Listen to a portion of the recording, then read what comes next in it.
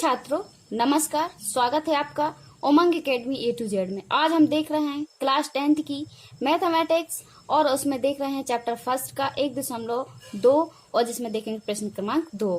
ठीक है, तो प्रश्न क्रमांक जो 2 है वो क्या है? पूर्णांकों के निम्नलिखित युग्मों के HCF और LCM ज्ञात कीजिए तथा इसकी जांच कीजिए कि दो संख्याओं का गुणनफल बराबर LCM इंटू HCF है।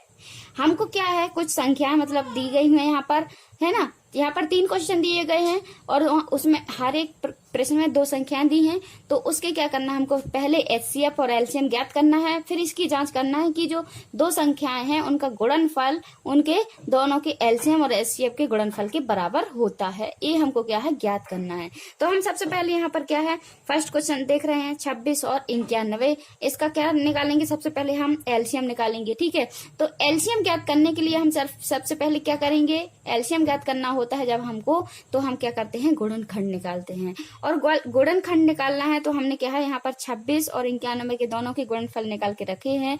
इसलिए निकाल के मैंने पहले से रखा है कि आपका जो समय है वो बहुत बच जाए और कम समय में मैं अधिक से अधिक सवाल करवा दूं और आपको समझ में भी आ जाए, है ना। तो आपसे आप गुणनखंड करते तो आता ही है। तो 26 के जो मैंने गुणनखंड किए हैं तो वो क्या है, 2 एकम 2, 2 तिहाई 6, मतलब मैं 13 आ गया यहाँ पर, और 13 से काट दिया मैंने यहाँ पर तो 13 आ गया, 1 आ गया, है ना। तो क्या है, 26 के जो गुणनखंड आ गए वो क्या है, 2 गुणित में 13 आ गया, है ना। और 91 के कितने आ गए, 7 गुणित 13। तो देखो 91 है तो इसको मैं काय से काटूंगी, 7 से काटूंगी, तो 7 से काटूंगी तो 7 एकम 7 बचेंगे यहाँ पर 2, तो 21 हो जाएगा, और 7 × 21, तो 13 से कटेगा तो 1 आ जाएगा।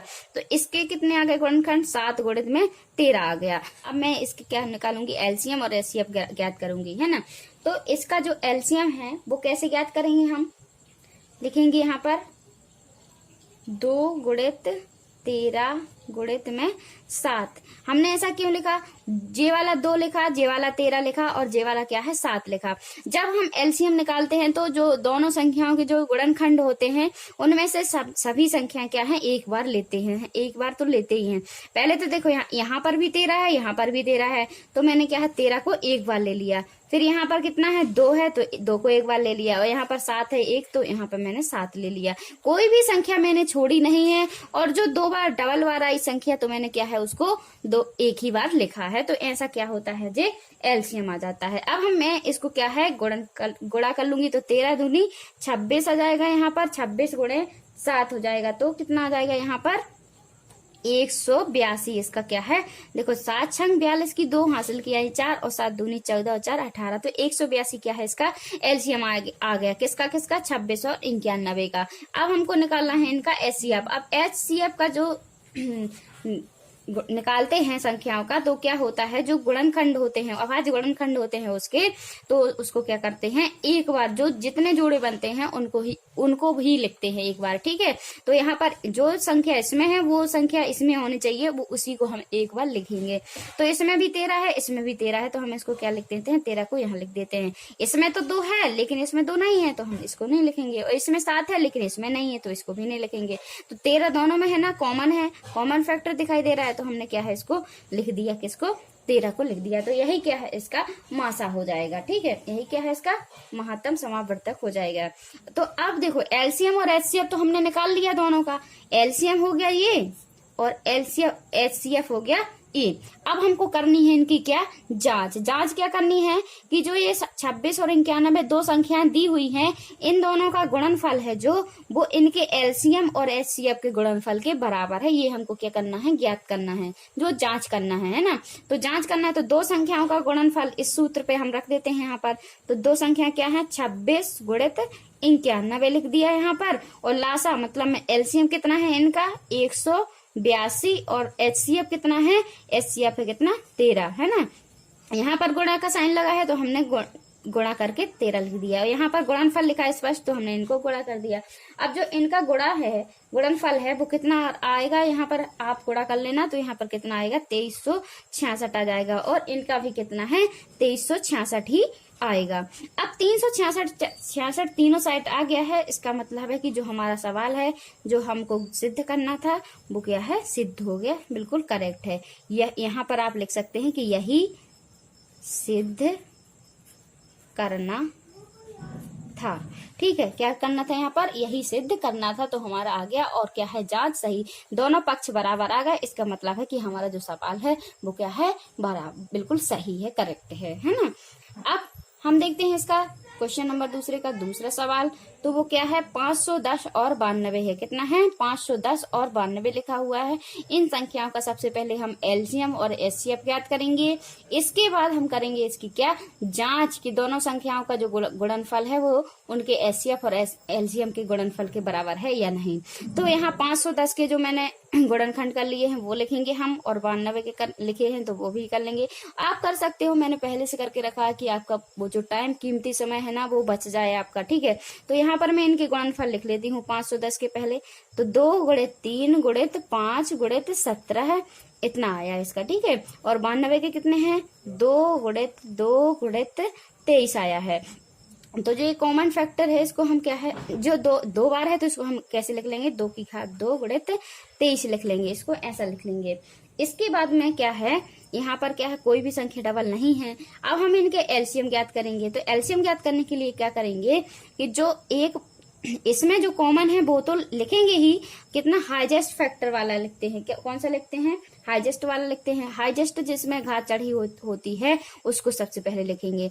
तो क्या है, इसके तो इतने आ गए है ना, इसमें 2 है, इसमें भी 2 है। तो क्या है, हम 2 को कितनी बार लिखेंगे, एक बार लिखेंगे। लेकिन लिखेंगे कौन सा, जिसमें घात क्या है, 2 है, मतलब में ज्यादा है घात, उसको ही लिखेंगे, सबसे बड़ी वाली लिखेंगे।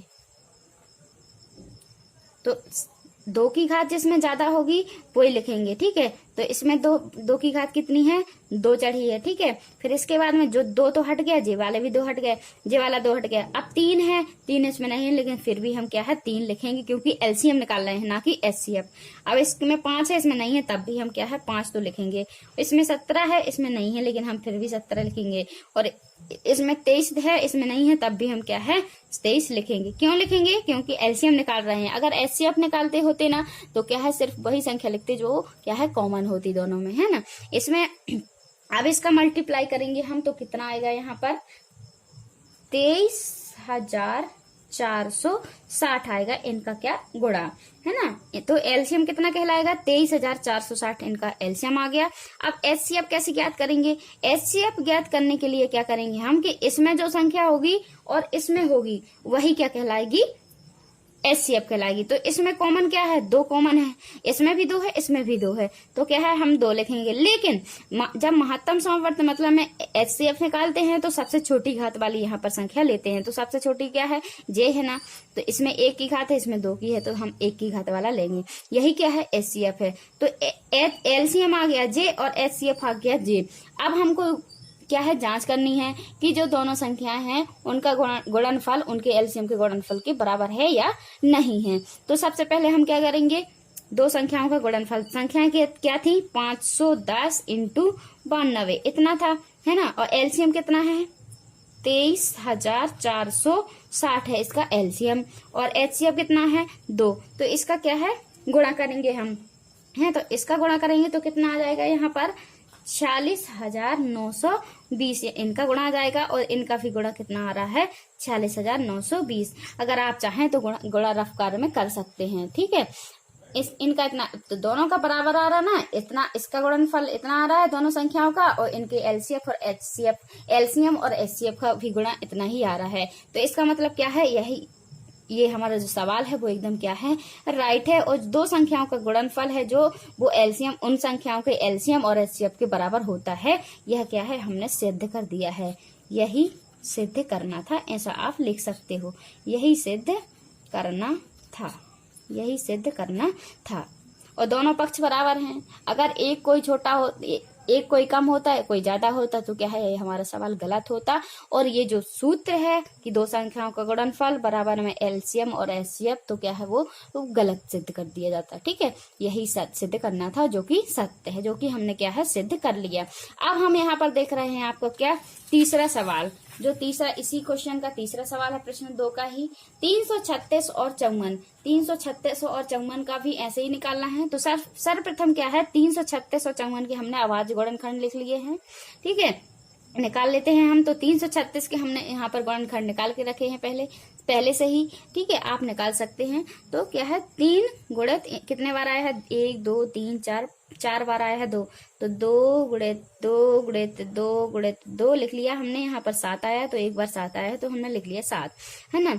अब क्या है, यहाँ पर 54 के जो गुणनखंड के वो कितने आए हैं, 2 गुणित 3 गुणित 3 गुणित 3, मतलब 2 एक बार आया है और 3 कितना, 3 बार आया है। तो अब हम इसको घात के रूप में लिख लेंगे। यहाँ पर 3 की घात 2 की घात कितना, 4 बार आया है 2, और 7 आया है एक बार, है ना। अब इसको भी वैसे ही लिख लेंगे हम। 2 एक ही बार आया है तो हमने एक बार लिख लिया, और जो 3 है वो 3 बार आया है, हमने 3 की घात 3 चढ़ा दी, ठीक है।